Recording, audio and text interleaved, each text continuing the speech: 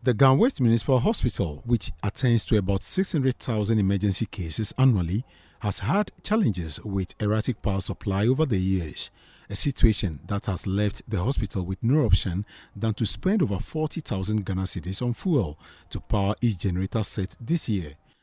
Speaking at the commissioning of the transformer at the hospital, the general manager at the Accra West region of ECG, Engineer Ebenezer Gani, noted that as part of the corporate social responsibility of the regional office, it's imperative to alleviate the plight of the hospital as it strives to serve residents in Amasaman and its catchment area. This hospital used to be served from a public transformer, and they often reported issues of power fluctuations, low voltage, frequent interruptions to vital units within the hospital, and varied challenges. Now, the installation of this dedicated 200 kVA transformer for the hospital is therefore a means of improving power supply and reliability to this facility. In our own small way, we want to ensure that the provision of healthcare to the people and patrons of this hospital is not jeopardized. Don't forget, our staff staying in this enclave are also beneficiaries of the existence of this hospital here. The installation cost about 200,000 Ghana cedis. Yes, Katwa. And I'm happy to announce that the ECG bore full cost. For his part, the medical superintendent of the Ga West Municipal Hospital, Dr. Eric Sapon-Ntiamwa, commended the Electricity Company of Ghana for the intervention. Huge facility with its attendant heavy electricity consumption and demand would have had its own transformer to ensure uninterrupted and stable power supply. But as I intimated earlier, because the transformation of the hospital was not accompanied by the needed infrastructural improvements, we were still kept on the same transformer that supplied the rest of the population.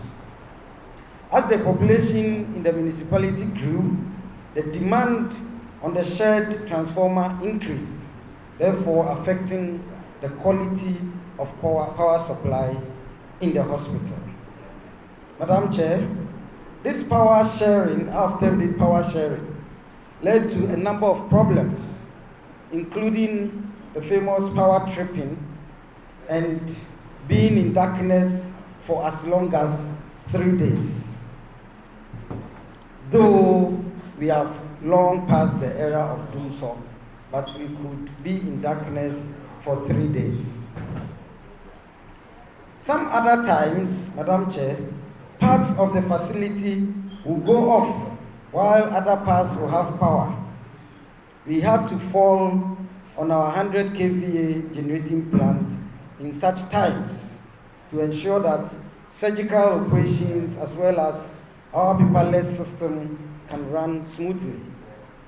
It is worthy to note that this year alone, as at now, as I speak, the hospital has spent over 40,000 Ghana cedis on fuel for the generator alone.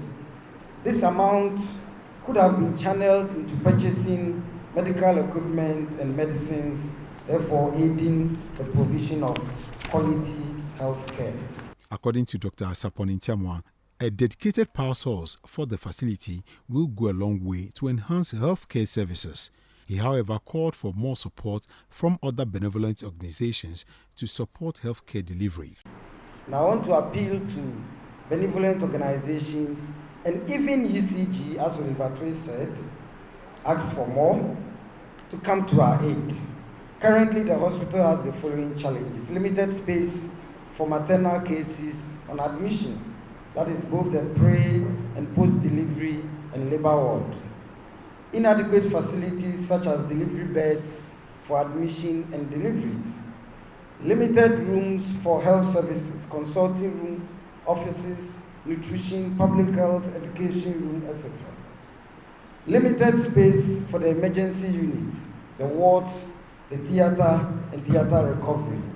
Limited space for the antenatal clinics. Limited space for the allied health, such as the eye, the ENT. Inadequate equipment to carry out some laboratory tests, and last but not least, very, very limited space to see to the needs of children. My name is Fred Duho reporting for Citi News.